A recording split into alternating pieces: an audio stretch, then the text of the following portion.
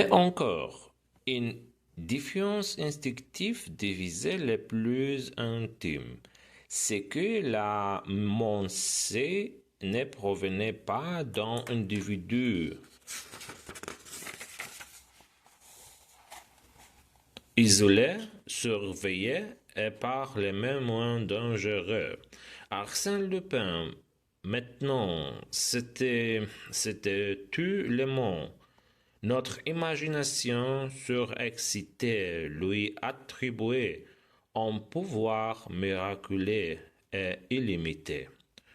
On les supposait capables de prendre le déguisement le plus inattendu, d'être tour à tour les respectables Major Rasson ou les nobles marquises de Raverdun, ou même car on ne s'arrêtait plus à l'initiale accusatrice, ou même telle ou telle personne connue de tout, ayant femme, enfant domestique.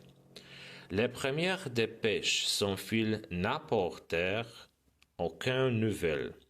Du moins, le commandant ne nous en fit point part, et un tel silence n'était pas pour nous rassurer.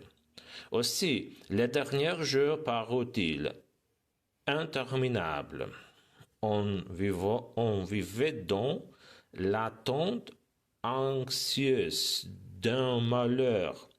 Cette fois, ce ne serait plus un vol, ce ne serait plus une simple agression, ce serait le crime, le meurtre.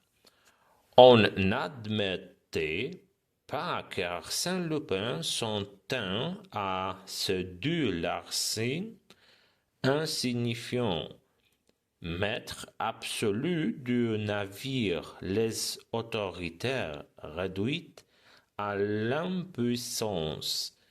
Il n'avait qu'à vouloir. Tout lui était permis. Il disposait de biens et d'existence. Heureux délicieuse pour moi. Je l'avais, car elle aimait valoir la confiance de Miss Nelly. Impressionnée par tant d'événements de nature déjà inquiétée, elle cherche spontanément à mes côtés une protection, une sécurité. J'étais heureux de lui offrir. To była część francuskojęzyczna, teraz jest część niemiecka.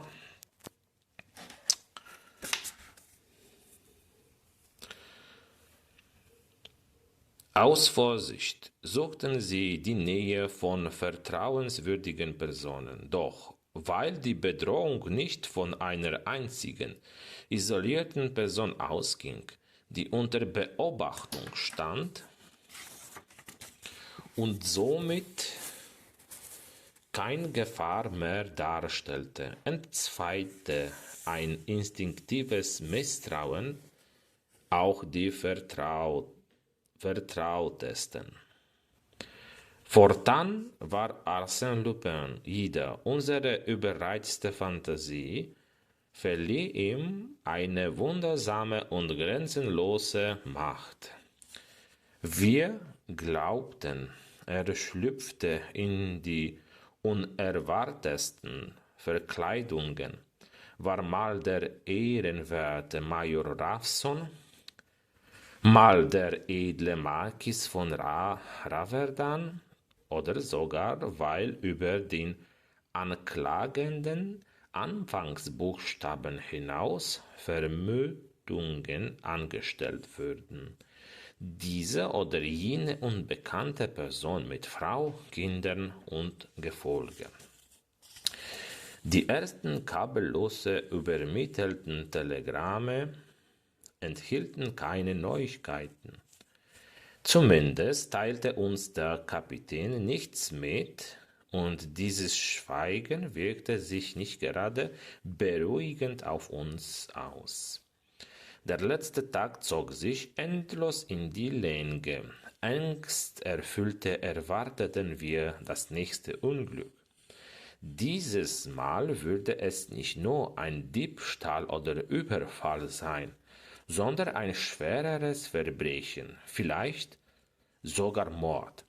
Wir glaubten nicht, dass sich Arsène Lupin mit diesen beiden kleineren Delikten begnügen wird. Er herrschte über das Schiff, hatte die Befehlshaber entmachtet und könnte, wenn er nur wollte, über alles und jeden frei verfügen. Ich gebe zu, es waren mir die kostbarsten Stunden, denn ihnen gewann ich Miss Nelly Vertrauen. All die Ereignisse hatten sie, die ohnehin schon ängstlich war, sehr beunruhigt, und sie suchte Schutz bei mir und ein Gefühl von Sicherheit, das ich ihr gerne gab. Im Grunde genommen war Arsène Lupin mein Segen. Hatte er uns nicht einander näher gebracht? Konnte ich mich nicht dank in meinen kühnsten Träumen hingeben? I to jest jeszcze dokończenie ostatniego zdania od punktu im Grunde genommen do słowa hingeben. Au fond, je bénissais Arsène Lupin. N'était-ce pas lui qui nous rapprochait? N'était-ce pas grâce à lui que j'avais le droit de m'abandonner au plus beau rêve? To była część kolejna naszego wspólnego czytania. Zapraszam do komentowania i subskrypcji mojego kanału.